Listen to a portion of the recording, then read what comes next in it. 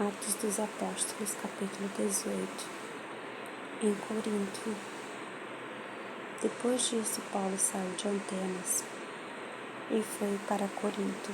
Ali encontrou um judeu chamado Áquila, natural do ponto, que havia chegado recentemente da Itália com Priscila, sua mulher, pois Cláudio havia ordenado que todos os judeus saíssem de Roma.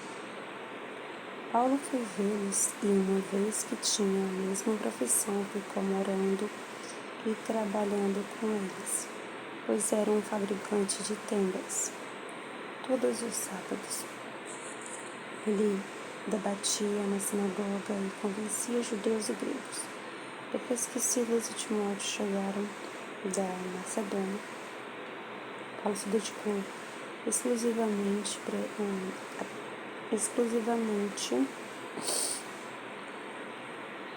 a pregação, testemunhando aos judeus que Jesus era o Cristo, opondo-se eles e lançando maldições. Paulo sacudiu a roupa e lhe disse: caia sobre vocês a cabeça de vocês, sobre a cabeça de vocês o seu próprio sangue.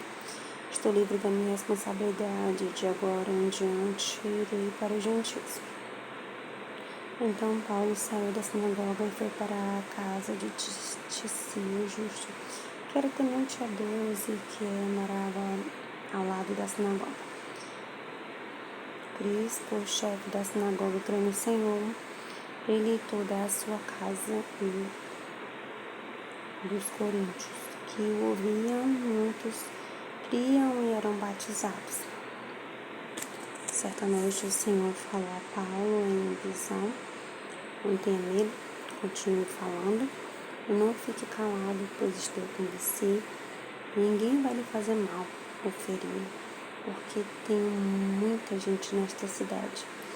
Assim Paulo ficou ali durante 1 ano e meio, ensinando-lhes a palavra de Deus, sendo Galho, procônsul da Acaia. Os judeus fizeram em conjunto um levante contra Paulo e o levaram ao tribunal, fazendo a seguinte acusação: este homem está persuadindo ou adorar a Deus de maneira contrária à lei. Quando Paulo ia começar a falar, Galho disse aos judeus: se vocês judeus estivessem apresentando queixa de algum delito ou crime grave, seria razoável que eu os ouvisse.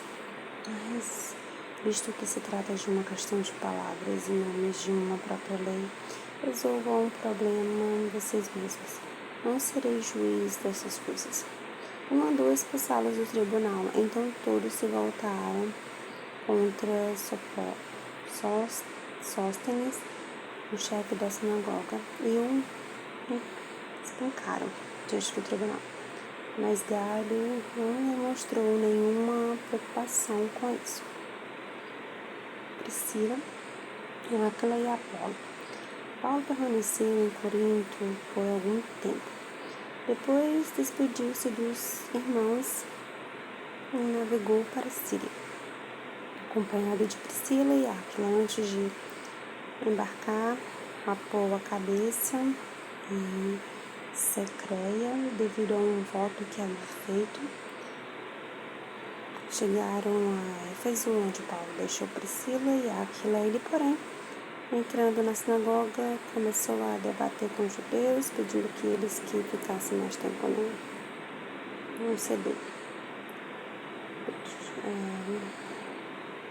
Mas, ao partir, prometeu: voltarei, se for da vontade de Deus. Então, embarcando, partiu de Éfeso. Ao chegar a Cesareia, subiu até a igreja para saudá-la e depois desceu para Antioquia. Depois de passar algum tempo em Antioquia, Paulo partiu dali e viajou por toda a região da Galácia e da Frígia, fortalecendo todos os discípulos. Enquanto isso, um judeu chamado Apolo, natural de Alexandria, chegou a Éfeso. Ele era um homem culto, tinha grande conhecimento das Escrituras.